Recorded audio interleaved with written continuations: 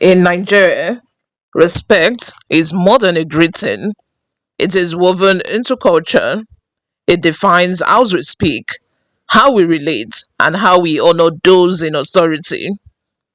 And sometimes, just a single word can spark a debate. When former Labour Party presidential candidate Peter Obi congratulated Oba Rashidi Adewolu Ladoja, the newly installed 41st Olubadan of Ibadan land, he addressed him warmly as "my brother." It seemed affectionate, but to many Yoruba voices, it was deeply inappropriate. Among the Yoruba, traditional rulers are far more than community heads. They are custodian of heritage and symbols of divine authority. The Olubadan is not just a man in a palace, he is a living link to centuries of Yoruba identity. So addressing him without titles like Kabiyesi, that is the unquestionable one, is seen as a failure to give honor where it is due. And so, my dear brother landed not as respect, but as disregard. Former presidential aide Renu Omokri was among the first to criticize Peter Obi. He argued, this is what he said: the Olubadan is not some warrant chief created by the British. It's a first-class king, a warrior monarch. He deserves honorable treatment. Omokri went further, asking, would Obi dare call an emir my dear brother? Never. Then why try it with the Olu of Ibadan? Similarly, Larry Olainka, aide to FCT minister, noted a glaring age difference. Oba Ladoja is 81, Obi is 64. Ladoja was already governor before Obi even entered office in Anambra. To Olainka, calling him brother was not humility but arrogance. But why does this stir so much passion? Because in Nigeria, titles uphold order. In the courtroom, you never call a judge Mr. or Auntie, you say my lord. It reminds everyone that justice is not personal, it is institutional. In politics, the president is not Bola or good luck, he is Mr. President.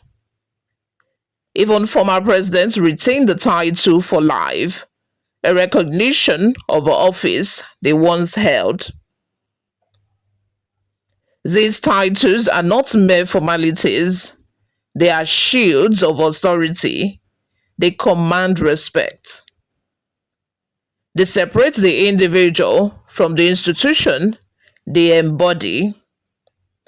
And in the same way, calling the Olubadan Kabiyesi or Oba affirms that he is more than a man, he is a throne.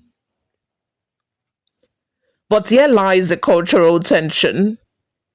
Peter Obi is Igbo, and in Igbo culture, my brother is one of the warmest ways to show closeness. It is not limited by age or office. A king, an elder, or even a president can be described that way, not to diminish them, but to fold them into family. So when Peter Obi said, my dear brother, he may not have been careless. He may have been speaking from the lens of his culture, where brother equals respect and affection. When the criticism swelled, Obi explained his choice of words. He said he often calls highly respected leaders my dear brother. even addresses his own monarch, the Obi of Onitsha, in this same affectionate way. His point was clear. His words were born of goodwill, not disregard. But maybe this storm tells us something else about Nigeria today. We live in a hyper politicized climate. Every word from a public figure is distorted, magnified, and sometimes weaponized. And in a land of over 250 ethnic groups, cultural meanings often clash. What sounds respectful in Igbo ears may sound dismissive in Yoruba ears. So perhaps Nigerians were too quick to criticize, forgetting that intent and cultural nuance matter as much as protocol. Still, this debate underscores a larger truth. Respect is a glue of Nigerian society. Titles, whether Kabiyesi, Mr. President, or my lord, are not empty words. They are signals of dignity. They uphold institutions. They remind us that authority is bigger than the individual. So was Peter Obi wrong or simply misunderstood? Perhaps the answer is balance. Leaders must learn to respect traditions beyond their own, and citizens must learn to hear intent before rushing to condemn. Because in Nigeria, unity is not just built on elections or policies, it is built on the small gestures of respect, the titles that honor authority, and the words that bind us together. After all, respect is Nigerians' true crown, and the crown must always be honored. You all, let's have your thoughts and your opinions in the comment section below. Let me know what you guys think in the comment section. Do you think that Peter Obi was right to have referred to Oba of Ibadan, the Olubadan, as my dear brother? Or do you think that, that's just, because he's an Igbo man, and in Igbo, my brother is a sign of respect? And he could be his brother if the Olubadan Ladoja wasn't the monarch. 17 years gap in Nigeria. I think it could be his elder brother, born of the same mother, born of the same father. Just that in this situation, we are talking of the Olu of Ibadan. This is a monarch we are talking about.